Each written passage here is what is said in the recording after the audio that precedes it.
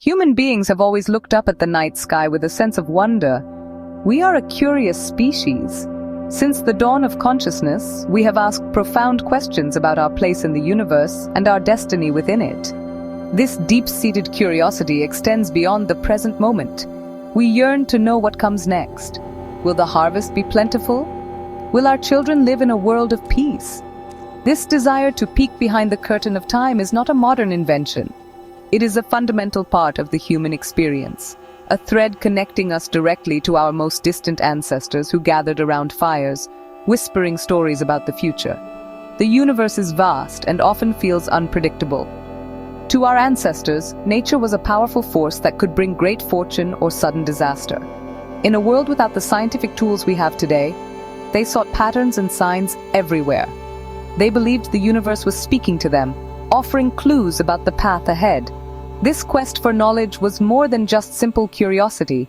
It was a matter of survival. Understanding the future meant preparing for it. It meant planting crops at the right time, preparing for long winters, or anticipating the movements of rival tribes.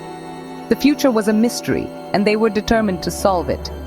This innate drive to predict what is to come is etched into our very being. It is the same impulse that leads a child to wonder what they will be when they grow up. It's the same engine that powers scientific inquiry, pushing us to discover the laws that govern the cosmos, so we can predict the motion of planets or the climate of our own world. The tools have changed, evolving from reading the stars with the naked eye to using supercomputers to model complex systems. However, the essential question remains unchanged.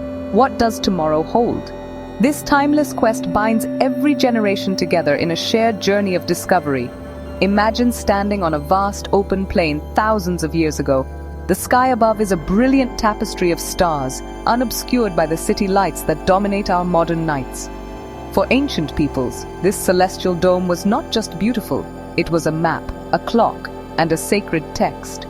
They saw stories written in the constellations and believed the movements of the planets held sway over human affairs. Their attempts to understand the future were their first steps into a larger cosmic conversation.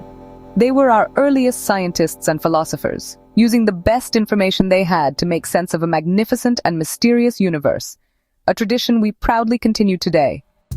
To unlock the secrets of the future, ancient societies developed a wide array of fascinating methods. One of the most widespread was astrology.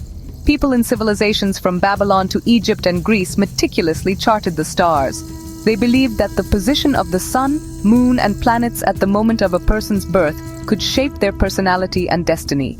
Each celestial body was thought to have its own influence, like a cosmic force guiding life on Earth.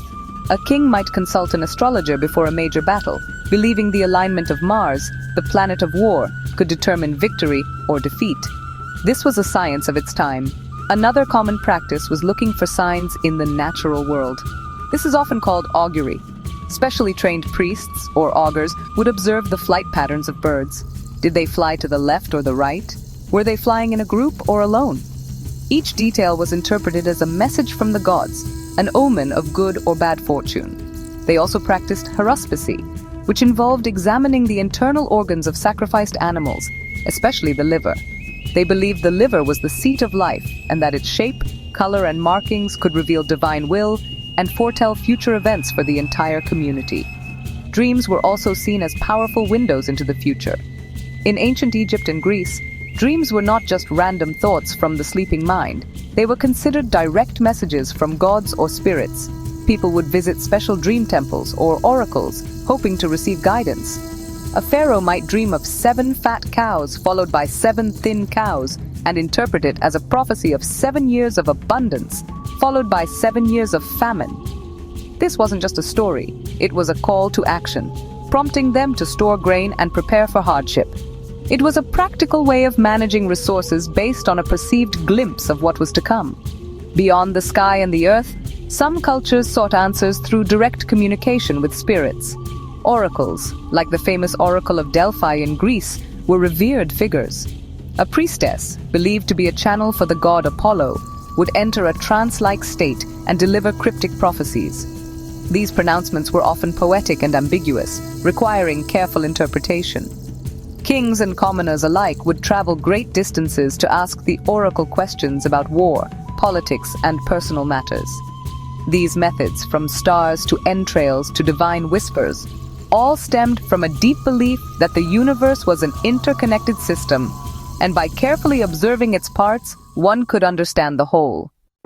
History is filled with famous predictions that have captured the human imagination for centuries. One of the most well-known comes from the Roman writer Seneca the Younger. In his play Medea, he wrote of a future age when the ocean would loosen its bonds, revealing a vast land, and a new sailor would discover a new world. Many centuries later, people looked back at this passage and saw a stunning prediction of Christopher Columbus's voyage to the Americas.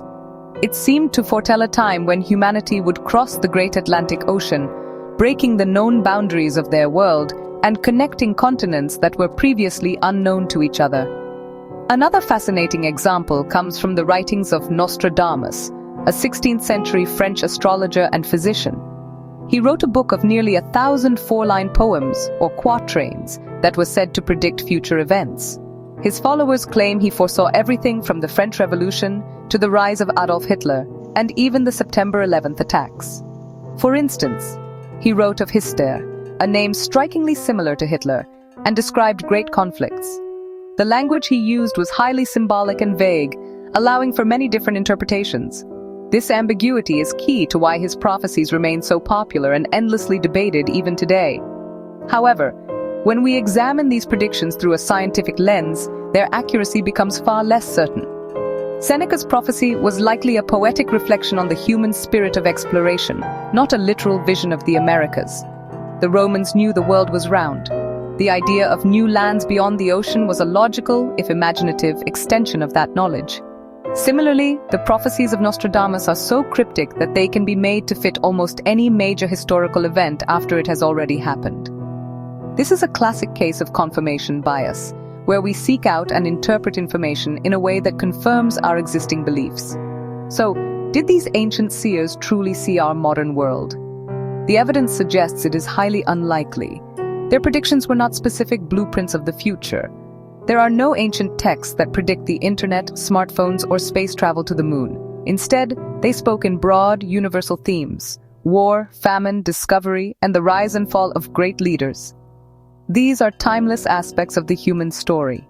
Their predictions resonate with us not because they were supernaturally accurate, but because they tap into the fundamental patterns of human history and our own enduring hopes and fears about what is to come. When we look at the methods of the ancients, we might be tempted to dismiss them as simple superstition. But in doing so, we miss a crucial connection to our own time. The fundamental desire that drove a Babylonian priest to study the stars is the very same desire that drives a modern meteorologist to build complex computer models to predict the weather. Both are attempting to find order in a complex system and use that understanding to forecast future events. One used the tools of mythology and observation, while the other uses the tools of physics and mathematics.